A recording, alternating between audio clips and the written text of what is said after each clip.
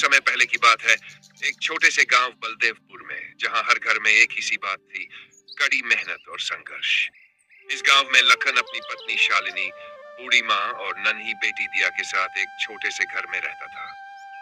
लखन के पिता का निधन बहुत पहले ही हो चुका था और उनके निधन के बाद सारी जिम्मेदारी लखन के कंधों पर आ गई थी। वे एक छोटे से खेत में काम करके परिवार का पालन पोषण करते थे। जमीन ज्यादा नहीं थी, लेकिन यही छोटा सा खेत उनकी जिंदगी का सहारा था। एक सुबह लखन की माँ अचानक बीमार पड़ गई। लखन को समझ में नहीं आ रहा था कि वह क्या करे। उसके पास माँ के इलाज के लिए पैसे नहीं थे, इसलिए मजबूरी में उसे अपनी जमीन बेचनी पड़ी। लेकिन किस्मत तो देखो, जमीन बेचने के बाद भी उसकी माँ का निधन हो गया। उसके पास अब न तो जमीन बची थी, न कोई और सहारा। अब उसे और उसकी पत्नी शालिनी को मिलकर बहुत कठिन मेहनत करनी पड़ी ताकि वे किसी तरह अपना जीवन यापन कर सकें। गांव के जमींदार के खेतों में लखन काम करता था, जबकि शालिनी गांव के सेठ की हवेली में सफाई का काम करती थी। इस समय ठंड का मौसम आ चुका था और ठंडी से बचने के लिए घर में ढंग के कपड़े और खाना नहीं था। शालिनी की चिंता यही थी कि सर्दी का मौसम आ गया था और उनके पास गर्म कपड़े नहीं थे। शालिनी ने कहा, भाग्यवान, हमें कुछ करना होगा, नहीं तो इस ठंडी में बुरा हाल हो जाएगा। लखन ने उसकी बात पर सिर झुकाया और कहा, हाँ, तुम ठीक कहती हो, हमें किसी तरह इस सर्दी को काटना होगा।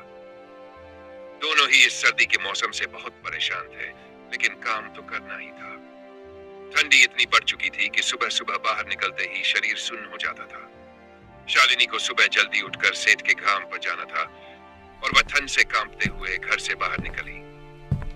वह जानती थी कि सेठ का स्वभाव बहुत कठोर है।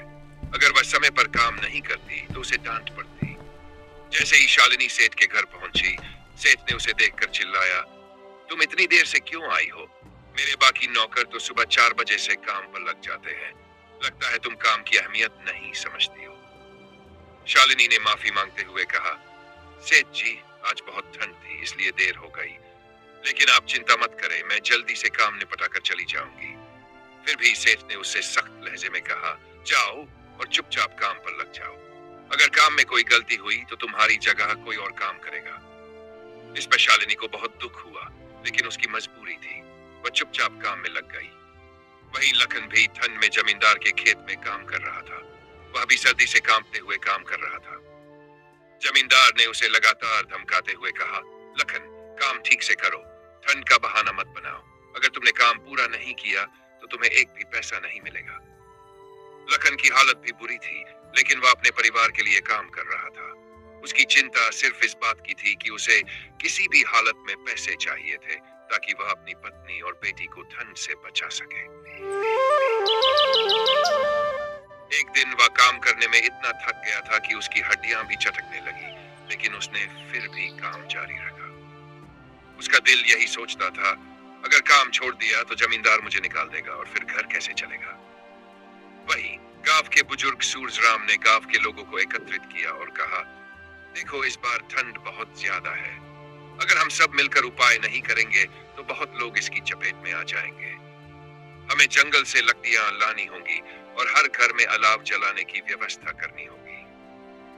गांव के कुछ लोग ये सुनकर घबराए, लेकिन सूरजराम ने कहा, डरने से कोई फायदा नहीं होगा। हमें एक दूसरे की मदद करनी होगी, नहीं तो हमारी ठंड से लड़ने की शक्ति खत्म हो जाएगी।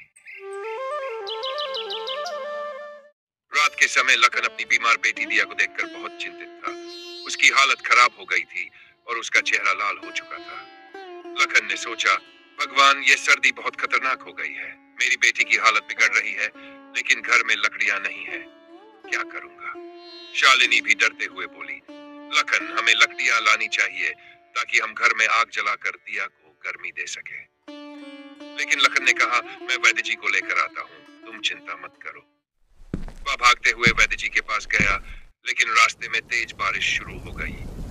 लखन बिना रुके चलता रहा, लेकिन उसकी चिंता लगातार बढ़ती जा रही थी। शालिनी घर में अकेले थी और दिया की हालत देखकर घबराई हुई थी। जब लखन वैद्य जी के घर पहुंचा तो उसकी किस्मत देखिए, वैद्य जी घर पर नहीं थे। वह फिर डरते हुए घर की ओर दौड़ा, लेकिन तभी शालिनी की चिल्लाहट सुनाई दी। शालिनी की आवाज इतनी दर्दनाक थी कि लखन की रूह कांप गई।